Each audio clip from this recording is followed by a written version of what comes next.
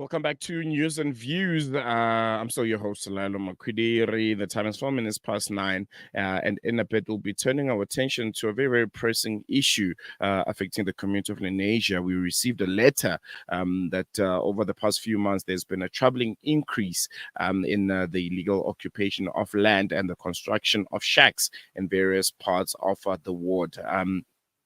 And this is increasingly starting to become a concern as these structures, according to the letter that we've gotten, are not being erected by those in genuine need, but rather by individuals who are taking advantage of the situation. They occupy the land, erect these shacks, and from what we hear, rent them out to other people, and then they leave the area and start collecting the funds from this. So we'll be, speaking to the community leaders of Ward 9 of Lenasia, which is Councillor Imraan Moosa and Ward Committee member Councillor Karolia, will be assisting us to address this very, very important issue and the apparent lack of visible action from local authorities and the steps needed to address this growing problem. And they're joining us on the line, both of them. Gentlemen, good morning and welcome to Salam Media. Always a pleasure chatting to you. Assalamu alaikum. Good morning. Thank you so much for the opportunity. Shukran. And as you correctly pointed out, we also here with the Ward Committee member, Mr. Yakoob Karolia, who's better known as Jakes, and inshallah he'll also be taking part in the coming elections, and we're hoping that he will be the incoming councillor for Lenasia. So he's in the Ward Committee member for Safety and Security, and obviously he's been very, very active in terms of ensuring the safety and security for Lenasians from onset, and I will hand over to him also to give a brief explanation with regards to what exactly is happening on the outskirts of Lenasia, where many informal settlements are finding refuge for. Assalamu alaikum. Walaikum salam. Yes, I think Brother Yakoob, we can start there. Just a brief overview of the current situation in Lenasia. We're getting reports that there are all kinds of land grabs that are happening. Shacks and informal settlements are popping all across the various part of the ward. What can you tell us? What's currently happening? What's the point of departure? And some of the observations that you have made regarding this issue.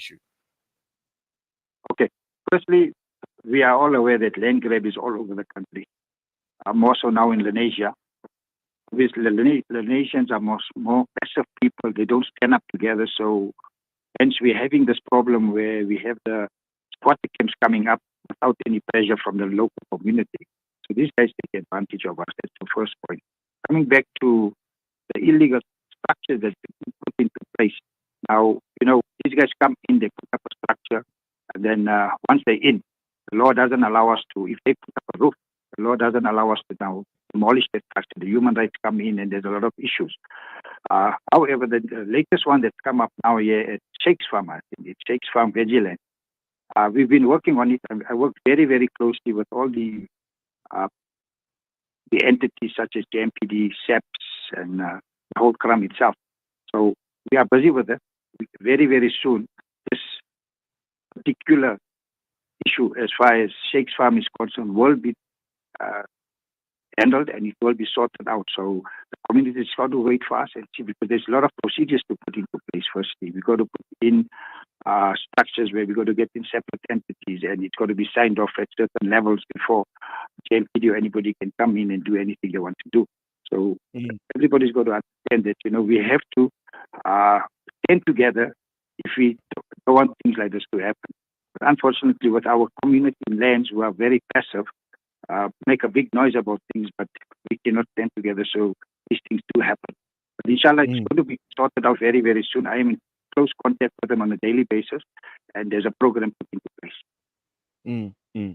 I think I would like you to expand on that a bit. You speak about handling it and sorting it out. In literal terms, what does that mean? What actions have been taken to make sure that the issue of land grabs is dealt with, because we know that some of the problems that come with illegal land occupation, the criminal elements that might come in, and just the general value of the community and some of the houses in the area, the value does go down. We start having issues with electricity and water, because all of these people that are coming in are going to want to be plugged into the system.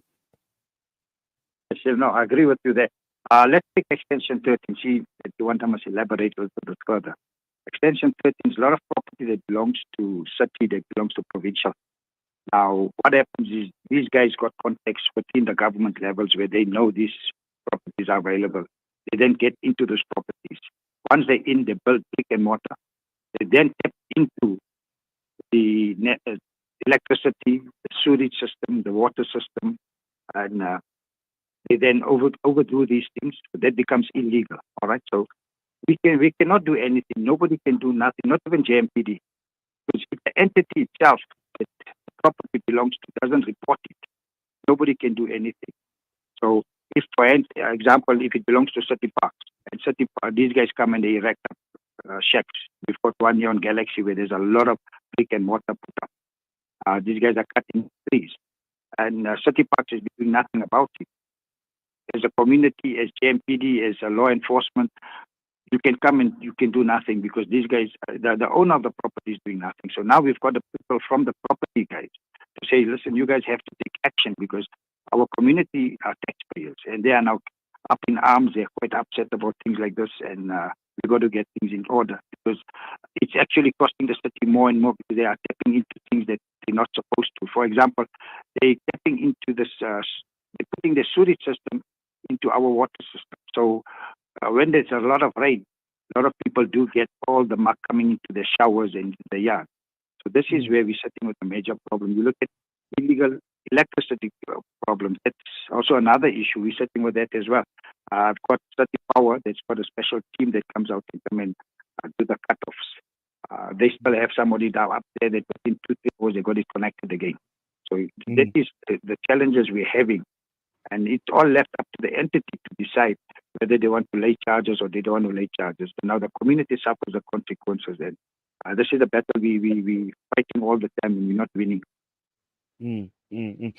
Councillor Imraan, let me bring you into the conversation. From the letter that we've received, community members are, clearly complaining that they are not seeing any kind of visible action when it comes to dealing with this issue. Have you been engaging with the community members themselves? Have you been having meetings, and have you told them the plan that you have when it comes to making sure that you nip this issue at the bud? Are you engaging the community enough? Very much for that question. So basically where we're standing presently is that, remember, as correctly pointed out by Yakoob Karolia, that illegal land grabbing is a national issue. And in terms of the situation presently on the ground, is that if the landowners, for example, in this instance where it belongs to province or city council, then it is the duty of the entities to ensure that those cases are reported and are obviously taken into account, such that they make these reports to JMPD. And once the reports are given through to JMPD, then only can JMPD act upon. Because remember, as a landowner, it is important that the city itself report these illegal land grabbing. The problem that we face is the criminal element that sell illegal land. So in other words, they invade the land where they identified with contacts through government that these lands are available for the purposes of enriching themselves.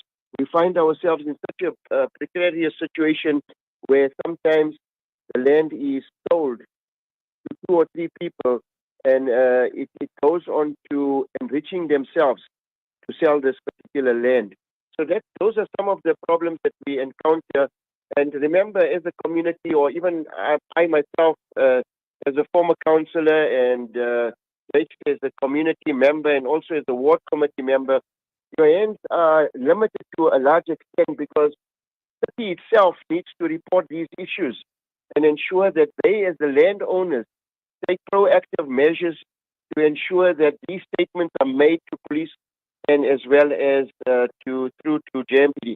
JMPD has been informed several times, and the community is quite irate, obviously through the WhatsApp groups that we got. But it still puts us in a very difficult situation, challenging situation, in that there's no proactive measures really taken to ensure that the spread of the informal settlements stop. And I think that's where we're standing presently. We're trying our very best to engage with the JMPD and the police to try and stop the land invasions and the enrichment of these particular criminal elements that are also selling land. The present position at the moment is that we're hoping, as per the information received from JMPD, that an operation should be done on Friday, hopefully. So we're just waiting to get confirmation from them because, to prepare this type of an operation takes a lot. We've had a previous situation on the N12 where it's called Nana's Farm, for example, when it just started spreading. We also had a situation where JMPD had to put like about 50 cars and also Nialas on the outskirts of Lenasia. And despite all that, for about 5 days, there was just no movement to ensure that these illegal land invasions are stopped. We're faced with a major problem, and we feel that, as we mentioned earlier, that because of the excessive community that we have, we cannot stand and go and confront illegal land invasions that are presently taking place. It is the duty and responsibility of the JMPD as well as police to take the necessary action to ensure that these illegal land invasions are stopped. It also further exacerbates the problem in that due to the informal settlements taking place, we then find ourselves with further challenges, and that is to do with the electricity, because then you've got to then provide electricity through to these illegal informal settlements that open up. And then water also becomes a problem because obviously it's a basic necessity and we have to provide water. So the whole infrastructure is not set and ready for the informal settlements to occupy. And I think that's where we're standing presently on the outskirts of Lenasia.